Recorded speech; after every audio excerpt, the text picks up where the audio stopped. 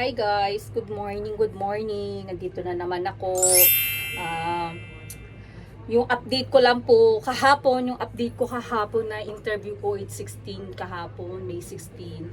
Update ko kayo kasi hindi na ako nakapag-vlog nung pagdating ko kasi napagod ako na sobrang dumugo ang ating ilong. Kasi nyo naman. Ang tagal ng interview ko guys, ang daming tanong. Tapos ngayon, ang daming kong kailangang i-provide na na requirements na before na nag-apply ako ng Hyatt, hindi ganun kasi parang nag-iba na daw ngayon ang policy ng lahat yata ng nag-a-apply ng Hyatt kailangan na yung requirements na yun. Before kasi nung ko wala akong ganung tinake na alam mo mayroon drug test, tapos may TB test, tapos yung kukuha ka ng reference na dun sa previous sa work mo, tapos kailangan ko pa yung manager na yung ganun din reference din pa sa yung manager, tapos sa mga cowork kahit at least dalawang coworkers ko meron na ako.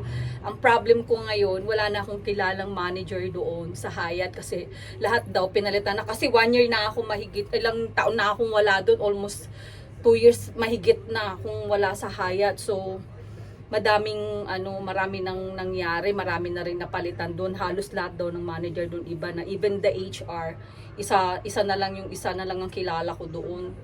Tapos yung doon naman sa housekeeping naman si Hope naman, pero hindi siya manager guys. So inaano ko ngayon kung paano gagawin ko na yung kailangan ko, yun ang na-stress ako. Actually guys, thanks God naman kahapon pagkatapos ng interview ko, ang daming tanong, parang nangarag tayo nangarag tayo sa mga question, na ang daming question na sa interview ko.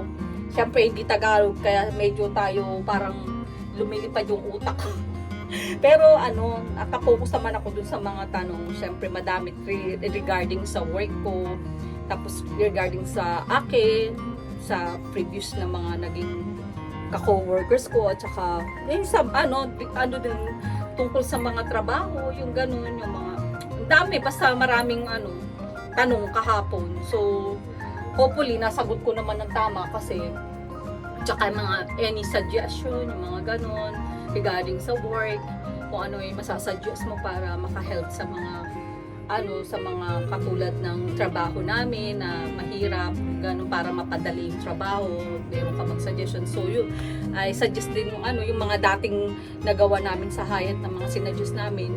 Nagbigay lang din ako ng isang info. Tapos yun, pagkatapos ng interview, kasi thanks God din kasi parang sila, ayun lang, hindi siya union, pero may union sila, iba lang yung union nila kasi ang union sa Hyatt kasi halos lahat ng hotel dito ang union kasi guys, ma-share ko lang, is local 5, yung ibang talagang karamihan ng hotel dito, yung sa kanila hindi local 5. So I don't think so na makakaano ako doon dahil hindi natin balak magtrabaho ng matagal doon. Lang, parang temporary lang to na magtatrabaho ako. Kailangan ko lang kasi may mga inintay pa ako na in-applyan ko. Kung ma-hire ako dun sa mas madaling trabaho, yun ang kukunin ko guys. Kaso lang, yun, sa nangyari nga, kasi mas madali akong, eto yung nag-ano sa akin agad ito agad yung sumagot dun sa in-apply ko sa dinami-dami nung in-applyan ko, siguro naka 7 yata yung na-applyan ko na hotel, merong sa hospital, cleaning, parang ganun. Basta kasi yung inaano ko din doon yung benefits ba.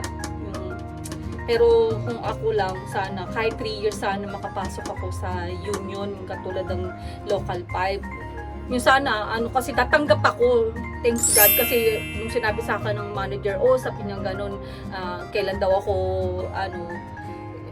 pwede mag-start. Sabi ko naman, anytime ako pwede, sabi ko ganun. Tapos daming sagot, maraming tanong na, bakit napili ko daw yung hotel nila. Sinabi ko, actually, hindi ko napili. To be honest lang din naman, Sabi ko, nag-honest lang ako. I want to be honest. Sabi ko, marami akong in-applyan. Pero sa mga in-applyan ko, kayo lang yung sumagot. Yun ang sinabi ko. Ngayon, ang nagawa ko na nakagawa na ako ng yung isang step, yung sa drug test. Kasi may binigay sila sa akin paperwork na isasubmit ko lang to para makatake ako ng drug test.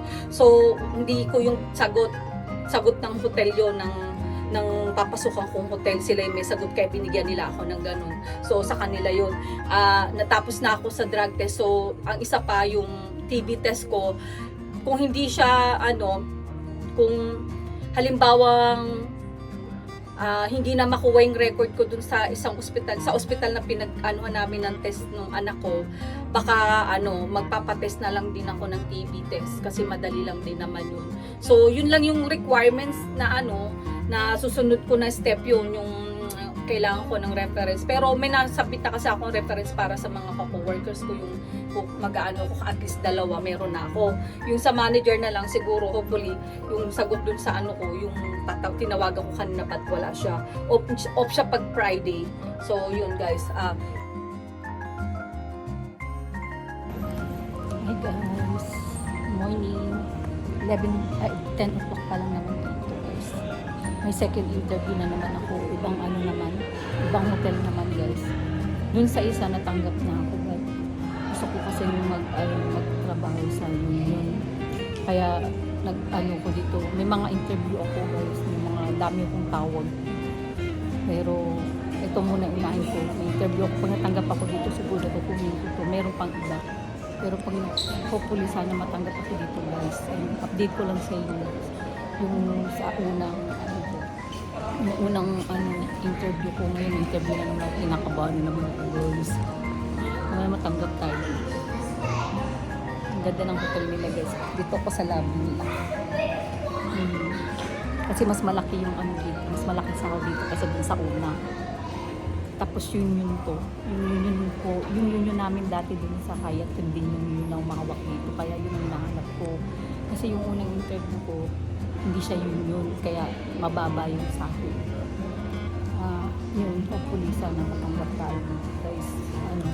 Pagkatapos ng interview ko, tapos sinabihan ako ng na tinanong ako kung pwede ako mag-start na anytime. Sabihin ko oo. Pray mo ko. Sana matanggap tayo. Dugo-dugo na naman ang ilong natin sa English. Pero okay lang guys. Push natin to. Kailangan mo magtrabaho. Maraming gastos.